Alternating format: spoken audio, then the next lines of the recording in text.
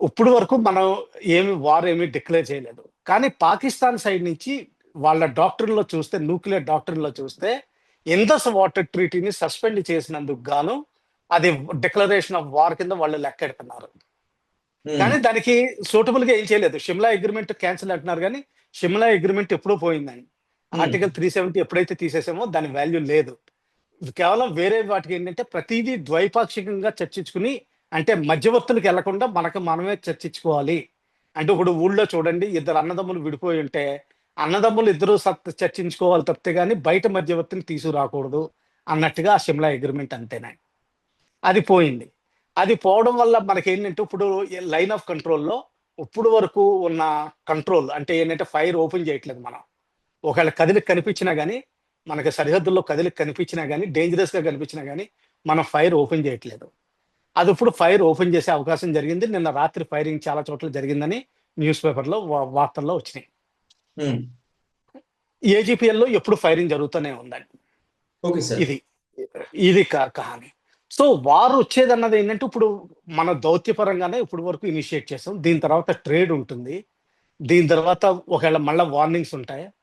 ఒకప్పుడు వాళ్ళు బహుశా మనం ఏం చేస్తామంటే, వాళ్ళ సైడ్ నుంచి ఏమన్నా ఇనిషియేట్ చేస్తే మాత్రం మనం రిటాలియేట్ చేయక తప్పదు. హ్మ్. అప్పుడు మాత్రం వార్ ఇంపోజిషన్ అవుతుంది.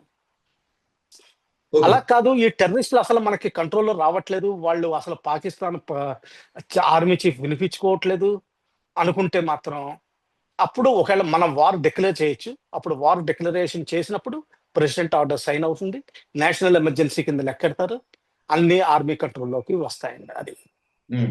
ఇది. Sir madam. ఇప్పుడున్నటువంటి లేటెస్ట్ న్యూస్ ప్రకారం చూస్తే కొన్ని కొన్ని చోట్ల భారత్‌తో ఉన్నటువంటి సరిహద్దుల వెంబడి పాక్ కొన్ని కొన్ని చోట్ల కవ్వింపు చర్యలకు దిగుతోంది.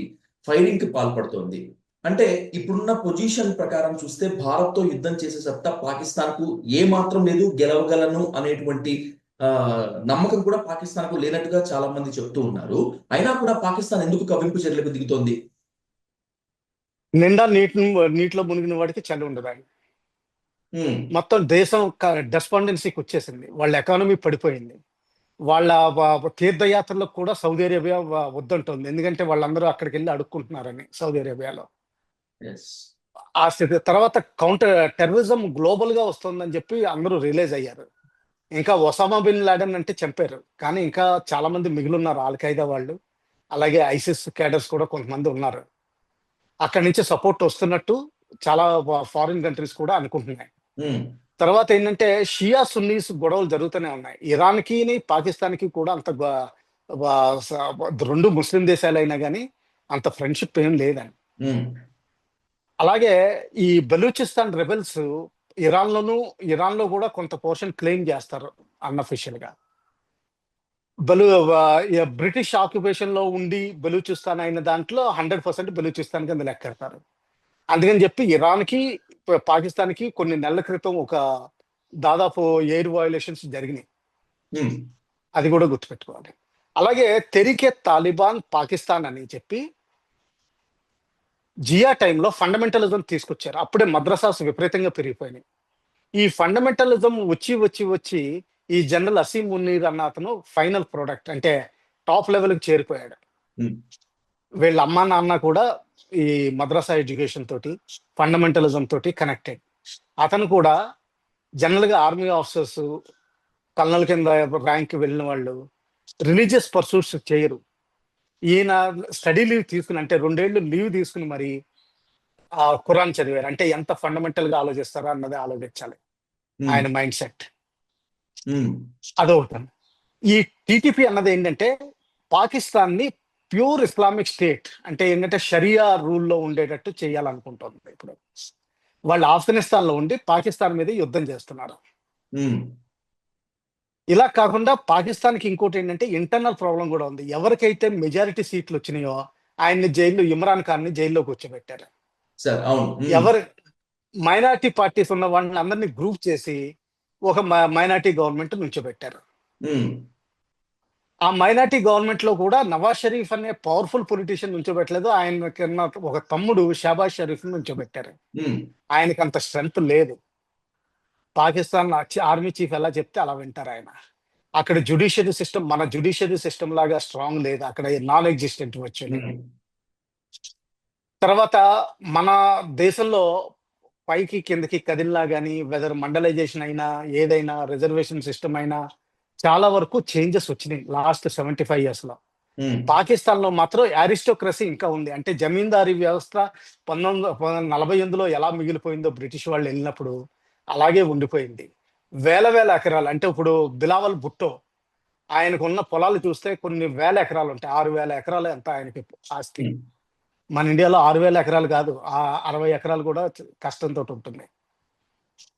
అలాగే ఈ ఇండస్ట్రియలిస్టులు, ఎంపీ సెనేట్‌లో పార్టిసిపేట్ చేసే వీళ్ళందరూ కూడా రిచ్ పీపుల్. అంటే ఎయిదర్ ఇండస్ట్రియలిస్ట్ లేకపోతే జమీందారులు. ఉమ్, కామన్ మ్యాన్ సెనేట్‌కెళ్ళడు. Okay sir. అలాగే ఇంకోటి గమనించాల్సిన విషయం ఏంటంటే, పాకిస్తాన్‌లో పీఓకే అంటాం మనం. పాకిస్తాన్ ఆక్యుపైడ్ కాశ్మీర్. కాశ్మీర్‌లో చాలా పోర్షన్ వదిలేసాం 1948లో. ఓకే అందులో సార్. ఏంటంటే జమ్మూ పైన కోట్లీ, నౌషరా, భీంబేర్ గలీ ఇటువంటి ఏరియాస్ ఉన్నాయండి. ఇక్కడ రాజ్‌పుత్ ముస్లిమ్స్, చౌదరి ముస్లిమ్స్ ఎక్కువుంటారు. Okay sir. వీళ్ళకి మనీ పవర్ ఎక్కువ, అగ్రికల్చర్ బావుంటుంది. తర్వాత సోషల్ పవర్ కూడా ఎక్కువుంటుంది. సార్. ఉమ్, పీఓకేకి ఎప్పుడు ప్రైమ్ మినిస్టర్ అయినా వీళ్ళ నుంచే ప్రైమ్ మినిస్టర్ అవుతారు. ఓకే. గిల్గిట్ బాల్టిస్తాన్ నుంచి గాని, స్కడ్డూ నుంచి గాని ఎప్పుడు కాలేడు. ఆ, ఇప్పటి వరకు అవ్వలేదు. 16 మంది అయ్యారు గానీ, ఇప్పటి వరకు ఒక్కళ్ళు కూడా కాలేదు. తర్వాత ఇంకోటి గమనించాల్సింది ఏంటంటే, వీళ్ళలో ఇంకా క్యాస్ట్ సిస్టమ్ నడుస్తుంది. ఈ 400, 500 ఏళ్ళు కన్వర్జన్ అయినా గానీ, ఇంకా క్యాస్ట్ సిస్టమ్ నడుస్తుంది. రాజ్‌పుత్ ముస్లిం ఫ్యామిలీస్ నుంచి చౌదరి ముస్లిమ్స్‌లో చేసుకోరు. అలాగే చౌదరి ముస్లిమ్స్ రాజ్‌పుత్ ముస్లిమ్స్‌లో చేసుకోరు. ఇంకా లోవర్ క్యాస్ట్‌లు వదిలేయండి. ఇవి ఉమ్, కూడా నడుస్తా ఉంటాయి. ఇప్పుడు ప్రస్తుతం ఉన్న పీఓకే ప్రైమ్ మినిస్టర్ అందరూ జనరల్‌గా చౌదరీస్. అంటే మన ఆంధ్రాలో చూసుకుంటే బేసికల్లీ కమ్మ క్యాస్ట్‌కి ఈక్వలెంట్ అవుతారు. ఓకే. మనం వాళ్ళు కూడా చౌదరి అన్నది రాస్తారు. లేకపోతే తెలంగాణలో రెడ్డిస్ అని లెక్క పెట్టుకోవాలి. ఉమ్, రెడ్డిస్ గాని, వెలమ అని లెక్క పెట్టుకోవాలి. ఉమ్, అది నడుస్తోందండి ఇంకా. సో, అక్కడ సొసైటీని అర్థం చేసుకోవాలి మనం. ఓకే. ఈ గిల్గిట్ బాల్టిస్తాన్ వాళ్ళు దాదాపు ట్రైబల్ ఏరియాస్. అంటే మనకి జార్ఖండ్, ఛత్తీస్‌గఢ్ ఈ నక్సలైట్ ఏరియాస్ ఎలాగుంటాయో అలాగుంటాయి దాదాపు. ఉమ్, విలేజెస్ తక్కువుంటాయి. డెవలప్‌మెంట్ ఉండదు. అంతా ట్రైబల్ ఏరియాస్ లాగుంటారు. వీళ్ళు మాట్లాడే భాష కూడా వేరు. బాల్టిస్తాన్ అని వాడతారు. వీళ్ళ వ ఆఖరికి ఫేసెస్ కూడా వేరుగా ఉంటాయండి. ఉమ్, మిగతా వాళ్ళతోటి కలవవు. Okay sir. వాళ్ళు షియాస్. ఈ గిల్గిట్ బాల్టిస్తాన్‌లో ఉండేవాళ్ళు షియాస్ ఎక్కువ. సున్నీస్ తక్కువ. ఉమ్, ఇటువంటి జమ్మూ పూంచ్ నుంచి జమ్మూ ఏరియాకి ఆనుకుని ఉన్నవాళ్ళు అంతా సున్నీస్ ఎక్కువ. ఉమ్, వీళ్ళలో కూడా ఆ తేడా వస్తుంది. సో, ఎప్పుడైనా సరే మనం ఏదైనా యుద్ధం చేసేటప్పుడు కూడా ఇవన్నీ గమనించాల్సి ఉంటుంది. చాలా తేడాలు చేస్తాయండి. ఉమ్. సార్ ఇప్పుడు రెండు హ్మ్. సార్, ఆ, అంతర్జాతీయ సమాజం మొత్తం అంతా కూడా ఉగ్రవాదానికి వ్యతిరేకంగా నిలుస్తున్నటువంటి ఈ సమయంలో పాకిస్తాన్ కనుక భారత్ తో యుద్ధానికి దిగితే అంతర్జాతీయ సమాజం భారత్ వైపు ఉంటుందా, పాకిస్తాన్ వైపే కొన్ని దేశాలు మద్దతు పలికేటువంటి ఛాన్స్ ఉంటుందా? ఇవి మనం గోమాత గురించి ఎలా మాట్లాడతామో అంత హోలీ కవ్ అంటాం గానీ రోడ్డు మీద వదిలేస్తాం. రోడ్డు మీద పేపర్ తింటూ బతుకుతుంది. ఉమ్, అలాగే ఈ కౌంటర్ టెర్రరిస్ట్ అన్నది ఒపీనియన్ అన్నది కూడా ఒక గోమాత మీద చేసిన ఎక్స్‌ప్రెషన్ తప్పితే గాని, నిజంగా ఎంతవరకు సపోర్ట్ వస్తారన్నది కంట్రీ వైస్ మనం అనాలిసిస్ చేయాల్సి ఉంటుంది. Okay sir. రష్యా 100% మన సైడ్ ఉంటుంది. అమెరికా మనకి ఎంత ఎక్విప్‌మెంట్ అమ్మగలనని చూసుకుంటుంది. ఎగ్జాక్ట్లీ. అర్థమైందా? ఇజ్రాయెల్ ఎక్విప్‌మెంటు అమ్ముతుంది. కానీ మనకి కొంచెం హెల్ప్ కూడా నిజంగా చేస్తారు. ఎందుకంటే అంతకుముందు కూడా చేశారు. ఉమ్, రష్యా కూడా మనకి 71 వార్‌లో చేసింది. 65 వార్‌లో కూడా కొంతవరకు వచ్చారు మన సైడ్‌కి. ఎక్కువ చేయకపోయినా గాని. ఉమ్. చైనా ఎలా ఉంటుందన్నది చైనా, పాకిస్తాన్ సైడే ఉంటుందని అనుకోవాలి. కానీ ఓపెన్‌గా పబ్లిక్ స్టేట్‌మెంట్ మాత్రం రాదు. కానీ చైనా ఎందుకంటే చైనాకి ఇండియాకి గుడ్ టర్మ్స్ అయితే ఏం లేవు కదా సార్. పాకిస్తాన్ కి చైనాకి అయితే మంచి టర్మ్స్ ఉన్నాయి, కానీ మనకైతే లేవు. మనకైతే మంచి టర్మ్స్ లేవు, చెడ్డ టర్మ్స్ కూడా లేవు లాస్ట్ 2, 3 మంత్స్ నుంచి. ఓకే. అంతకుముందు వరకు లడాక్ ఏరియాలోను, డోక్లాం ఏరియాలోను, అరుణాచల్ ప్రదేశ్ ఏరియాలోను మనకి ప్రాబ్లమ్స్ ఉన్నాయి. కానీ ప్రస్తుతానికి అవి అణిగి మణిగి ఉన్నాయి. కానీ పాకిస్తాన్ వెహికల్స్ అడిగిందనుకోండి సప్లై చేస్తుంది. ఆర్టిలరీ గన్స్ అడిగితే సప్లై చేస్తుంది. JF-27, 30 ఆఖరికి 31 విమానాలు అడిగినా గాని అది సప్లై చేస్తుంది. వాటికి అమ్యునిషన్ సప్లై చేస్తుంది. మిసైల్స్ కావాలన్నా సప్లై చేస్తుంది. రిపేర్ అండ్ మెయింటెనెన్స్ కావాలన్నా సప్లై చేస్తుంది. ఉమ్, రేషన్స్ కావాలన్నా సప్లై చేయొచ్చు. ఎందుకంటే చైనాకి రేషన్స్ ప్రాబ్లం లేదు. అది కమ్యూనిస్ట్ కంట్రీ. వాళ్ళు కావాలంటే ఎప్పుడు కావాలంటే ఎలా కావాలంటే అలా నిర్ణయం తీసుకోగలరు. ఆ! ఇంకోటుంది, యునైటెడ్ నేషన్స్ వీటిలో సెక్యూరిటీ కౌన్సిల్‌లో ఎప్పుడైనా డిస్కషన్ వచ్చినప్పుడు అబ్‌స్టైనింగ్ చేయడం గాని, ఓటు ఎగనెస్ట్ చేయడం గాని అది కూడా చేయొచ్చు. Okay sir. ఒక ఓకే. ఒకవేళ పైకి రావాలని కూడదు అనుకుంటే అబ్‌స్టైన్ చేస్తారు. ఒకవేళ పైకి రావాలి, స్పష్టంగా పాకిస్తాన్ సైడ్ రావాలనుకుంటే ఓట్ ఎగ్నెస్ట్ చేస్తారు. ఉమ్, అది చూసుకోవాలి. ఇంకా మిగతా మిడిల్ ఈస్ట్ దేశాలంటారా? సౌదీ అరేబియా, యూఏఈ ఇటువంటి కంట్రీస్ దాదాపు మన సైడే ఉన్నట్టు లెక్క పెట్టుకోవాలి. కానీ వాళ్ళ దగ్గర నుంచి మనకి నిజంగా వచ్చేది ఆయిల్, పెట్రోల్ తప్పితే గాని మనకి నిజంగా ఏమి అవసరం ఉండదు. ఉమ్, కొంచెం పొలిటికల్‌గా వాళ్ళు ప్రెషర్ పెట్టొచ్చంతే. Okay sir. అవును. పాకిస్తాన్‌కి డినయల్ చేయొచ్చు. ఎందుకంటే ఈ అరబ్ దేశాలు ఇంకోటి అనుకుంటాయి. ఇరాన్ త తీరం దాటిన తర్వాత వీళ్ళందరినీ కచ్చా ముస్లిమ్స్ అనుకుంటారాళ్ళు. వాళ్ళు ముస్లిమ్స్ కింద లెక్క పెట్టుకోరు. Okay sir. వాళ్ళే ఒరిజినల్ ముస్లిమ్స్ అనుకుంటారు. ఉమ్, ఇది చాలా తేడా చేస్తుందండి. ఎందుకంటే వాళ్ళెప్పుడు పాకిస్తాన్ న్యూక్లియర్ పవర్ అయినా గాని వాళ్ళు మా రిప్రజెంటేటివ్ అని ఎప్పుడు అనుకోలేదు. వాళ్ళు డినైల్ చేయొచ్చు. అంటే ఫైనాన్సెస్ గాని, కొంచెం ఆయిల్ గాని ఇటువంటి డినై చేయొచ్చు. కానీ ఎంతవరకు డినై చేస్తారన్నది అది కూడా డౌటే. ఎందుకంటే యూఏఈ అయితే డబుల్ గేమ్, అంటే వాళ్ళు కూడా ప్రపంచంలో పైకి రావాలని చూస్తున్నారు శాంతి దూత కింద. సో వాళ్ళేంటంటే అన్ని సైడ్‌లు ఏ గేమ్ అయినా వాడుతూనే ఉంటారు.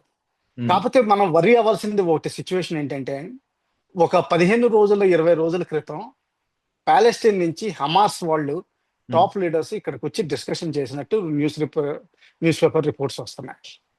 అంటే ఎంతవరకు చేస్తారనేది కొన్ని టెక్నిక్స్ నేర్పొచ్చు వాళ్ళు. ఉమ్, బహుశా ఎందుకంటే వాళ్ళకి సూసైడ్ బాంబింగ్ చాలా ఇంపార్టెంట్. ఉమ్. పాకిస్తాన్‌లో ఇప్పటి వరకు సూసైడ్ బాంబింగ్ అంత ఇంపార్టెన్స్ కాదు. అది వాళ్ళు నేర్పొచ్చు. అలాగే కొన్ని టైప్స్ ఆఫ్ ఐఈడీస్ ఇవన్నీ నేర్పొచ్చు. ఇటువంటివి చేసే అవకాశం ఉందండి. ఇంక అంతకంటే మిగతా సౌత్ ఈస్ట్ ఏషియా ఇవన్నీ అంటారా పెద్ద ఇండియా సైడే ఉంటాయనుకోవచ్చు. కాపోతే ఏంటంటే ఒకటి, లాస్ట్ 1 ఇయర్ నుంచి బంగ్లాదేశ్ మనకి కొంచెం కష్టం అవుతుంది.